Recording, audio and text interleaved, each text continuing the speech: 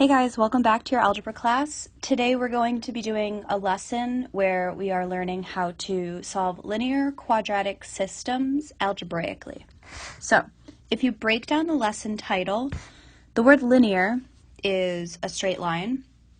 The word quadratic, hopefully remember, is a parabola. Systems means that there's two things that we're looking at, and we're looking for where they meet, where they come together. And so technically we are finding on a graph where a quadratic and a linear are going to intersect.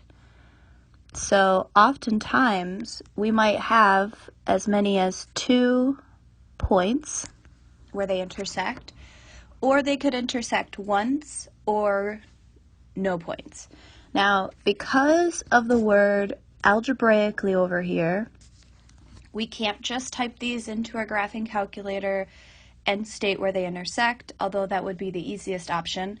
We have to show with algebra how this works. So here's our first example. So example 1, we have y equals x squared minus 4x plus 6, and we have, so that's the quadratic, our linear equation is y equals x plus 2. So, before we get in on how to solve it, let me list all of the options that we have to choose from. Okay, so options to solve for x. The first option we'll talk about is factoring. So if it's possible, because not everything is factorable, but if it's possible, I would say that factoring is oftentimes the quickest way to get to an answer, and we're all about efficiency. Now, remember with factoring, you have GCF factoring, you have difference of two perfect squares, you have trinomials where a is 1. You also have trinomials when a is not 1, when you have to do the test and try method. So there's a lot of ways to factor, so we have to keep those in the back of our mind. But if you don't like to factor, there are other options for you to choose from. Now, our second option that we can choose from is completing the square.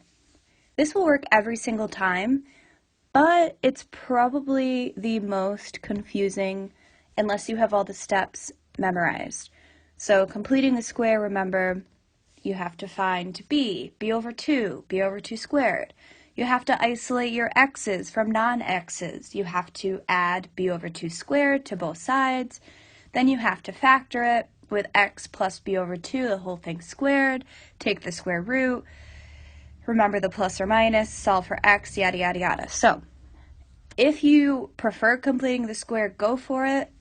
But I typically won't, especially when doing the notes and explaining how to do things. I'll probably steer clear of completing the square because I like the other options better. Option 3 is definitely a fan favorite, the quadratic formula, which you just learned. This one's nice because it works every single time, no matter the quadratic.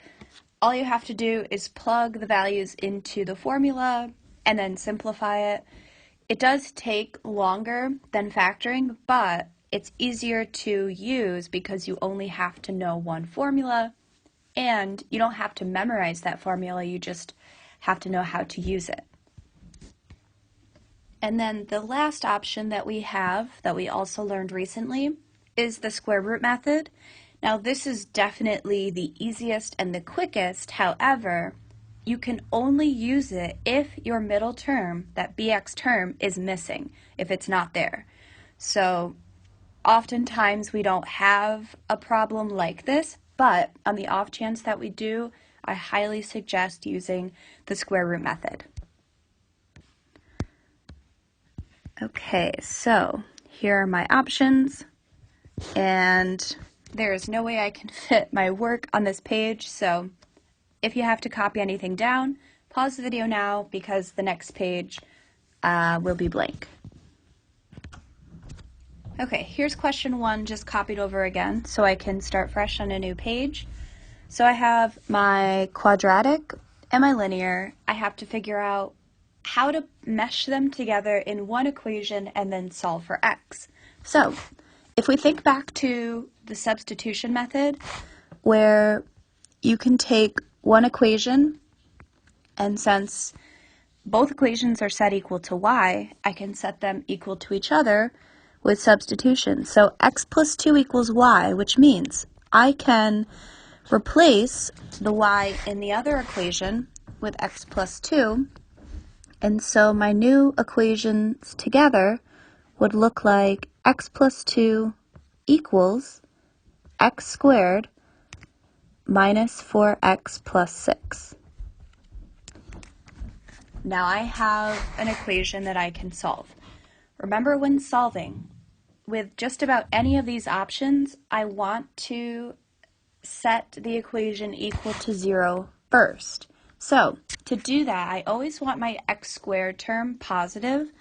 So I'm going to move the x to the other side by subtracting.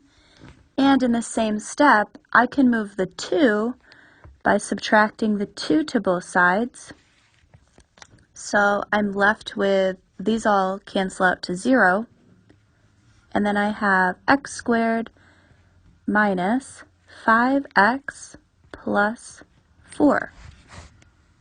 Now, I cannot use the square root method because I have a bx term. I will choose not to complete the square. So it's between quadratic formula and factoring. Now, if it were up to me, I would choose factoring because it is quicker. So let's go ahead and see if we can remember how to factor this trinomial. So what you have to look at is there is technically a 1 in front of x squared. So hopefully you remember that you have 2 parentheses. I'm going to put the equals 0 over here. I just prefer it there. And x squared can be broken up by x and x.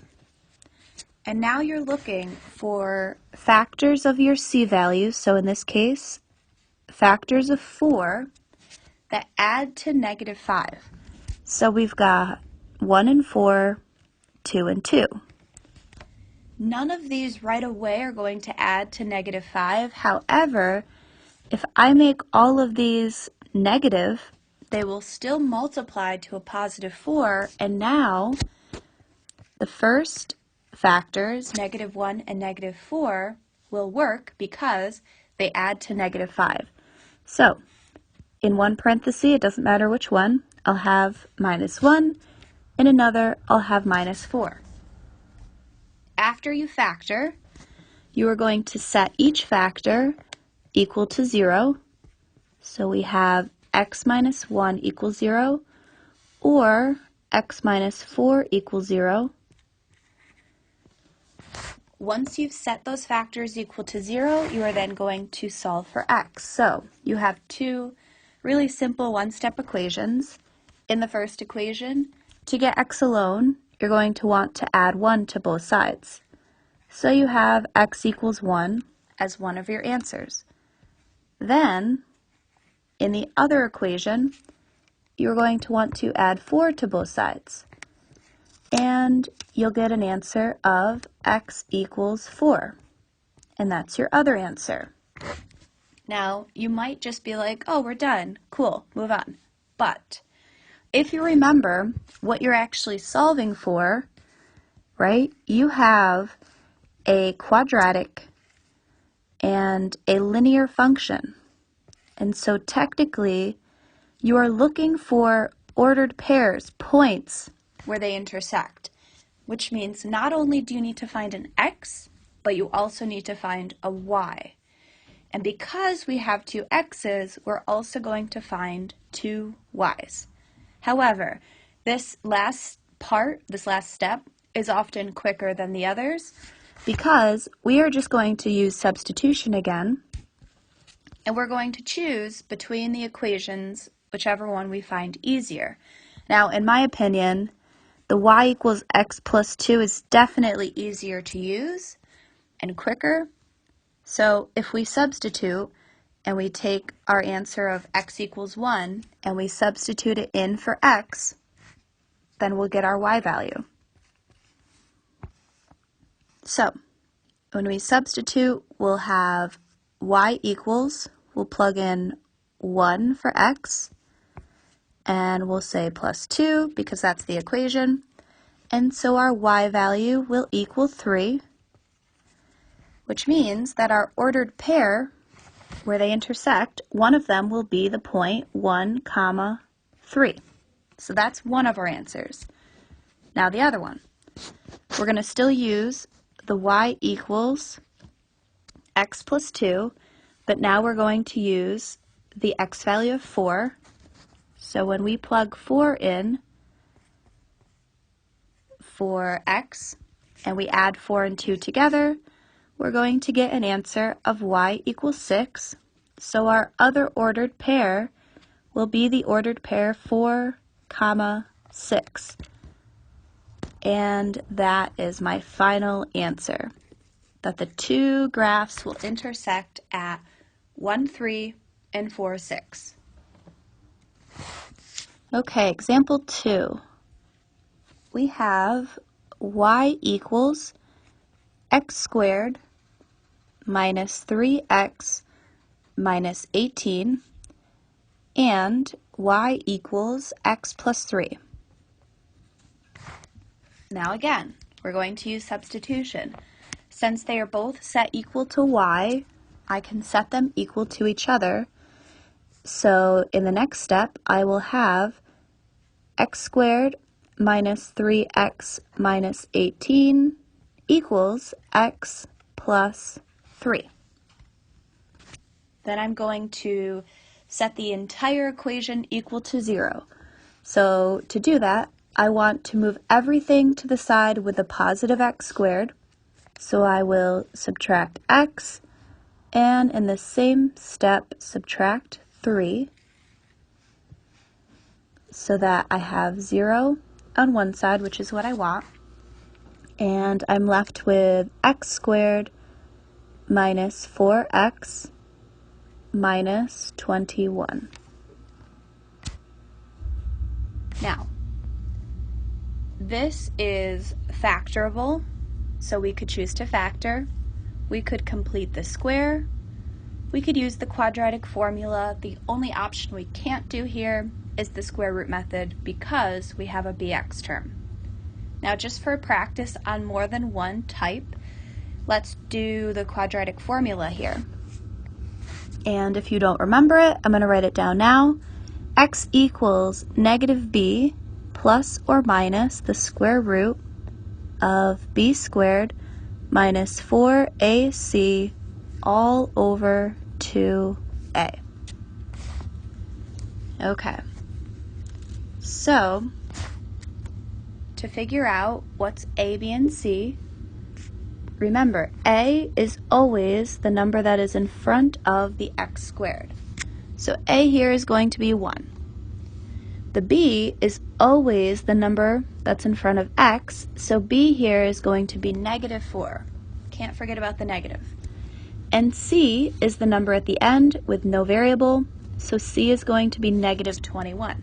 Again, don't forget the negative. Now we just plug it into the formula. So, starts with x equals. Now because our formula is negative b, and our b is already negative, I could write negative negative 4, but that will just simplify to a positive 4. Then we have plus or minus a square root, a very big square root, of, in parentheses. Always put whatever you're squaring in parentheses. So negative 4, which is squared, minus 4 times our a value is 1, and then we also have to multiply our c value, which is negative 21, all divided by, make sure your fraction bar covers the entire numerator, 2 times our a value, which is 1. Next step is to write everything down except for what's in the radical. So we have an empty radical right now. The denominator simplifies to 2. And you're going to type to figure out the discriminant, which is again what we call the number inside the radical. So when you type this in, you don't type in a radical symbol yet. You just type in the numbers inside. So negative 4 squared, in parentheses, minus 4 times 1 times negative 21. And when you type that in, you should get a number 100. Then the next step, you're going to simplify the radical. Because the square root of 100, that is a perfect square, you're going to have the radical disappear in your next step. So x equals 4 plus or minus, again, the square root of 100 is 10, so that turns into 10, all divided by 2. Now there's a couple ways to do this next part. You can break this into 2 fractions right away with 4 plus 10 divided by 2 and 4 minus 10 divided by 2. Or you can divide by 2 right away. It's up to you. So let's divide by 2 this time right away. So when I divide both things by 2, I have x equals 2 plus or minus 5. And I can get my 2 answers this way because 2 plus 5 will give me 7. So one of my x values should be 7. And 2 minus 5 should be negative 3. So my other x answer is x equals negative 3. But remember, we're not done until we find x and y.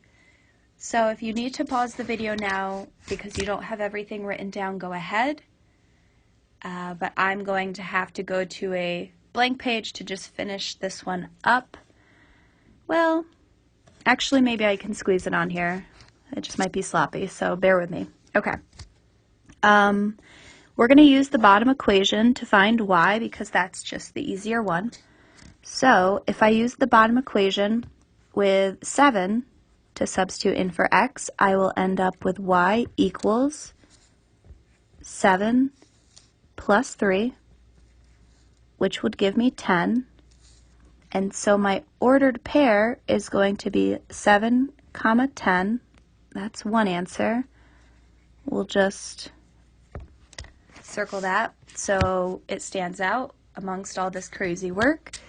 And then my other answer, using negative 3, if I plug negative 3 in for x, I've got y equals negative 3 plus 3, which would give me 0.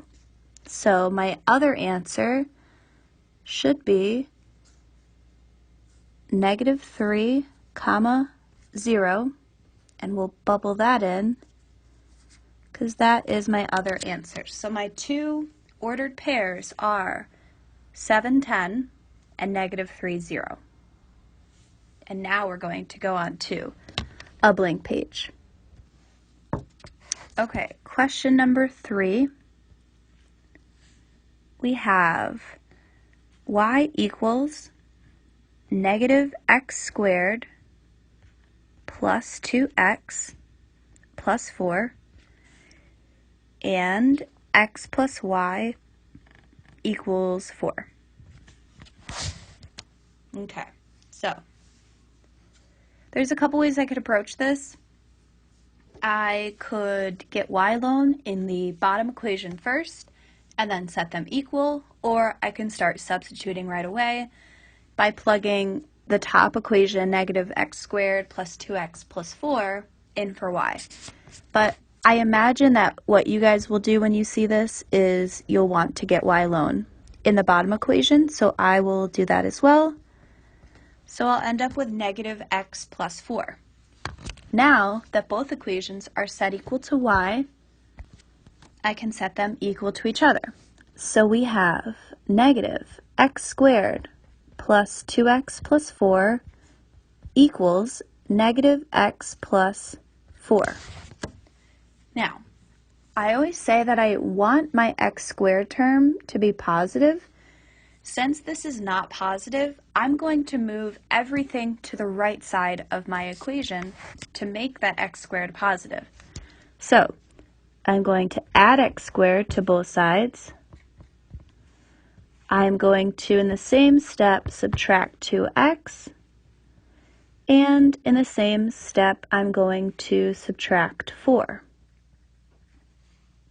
So, I will end up with x squared minus 3x, the 4's cancel, equals 0.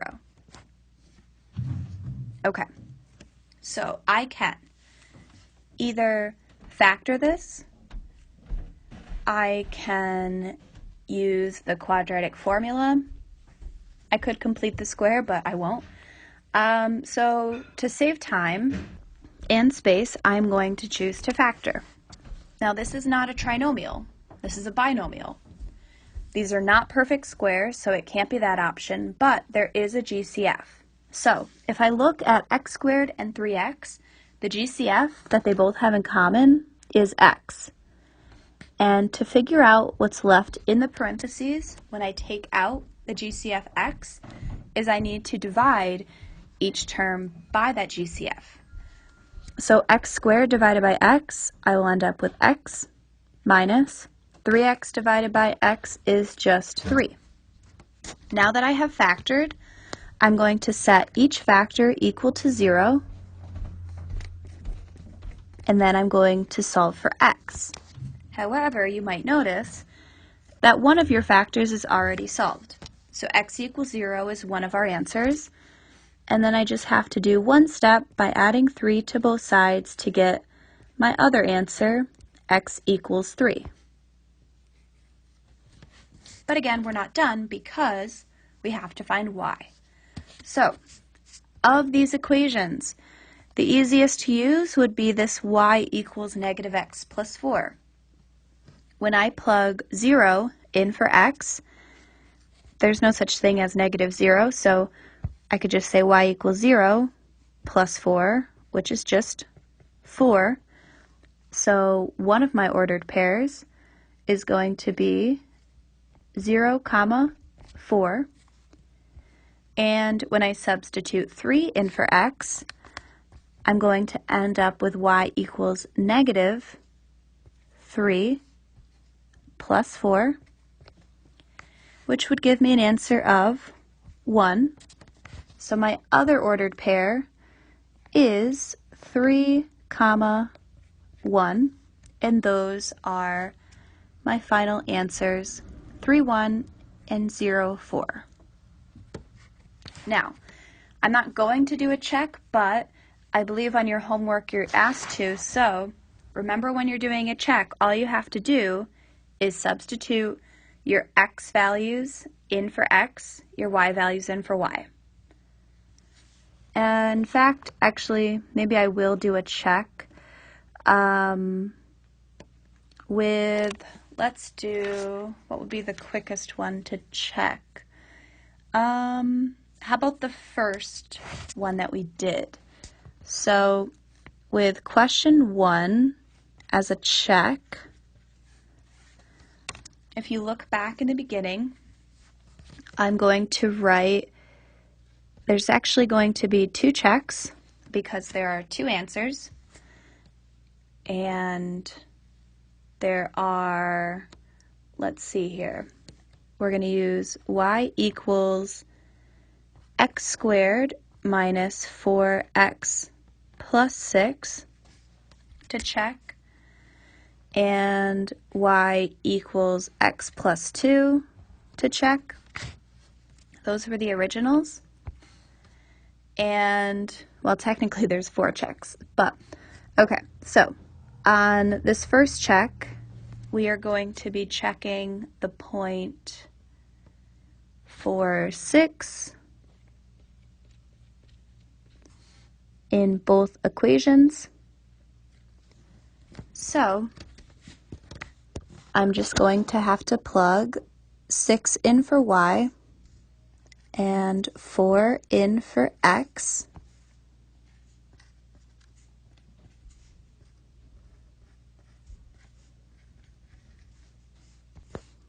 And when I do that, I will end up with 6 equals 6, so that checks. And to check it with the other one, when I substitute 6 in for y and 4 in for x, I will also end up with 6 equals 6, so that checks. Now, we have to also check the other point that we found, which was the point 1, 3. So I'm going to use the same equation using y equals x squared minus 4x plus 6. I am going to check the point 1, 3. So I'm going to plug 1 in for x, 3 in for y.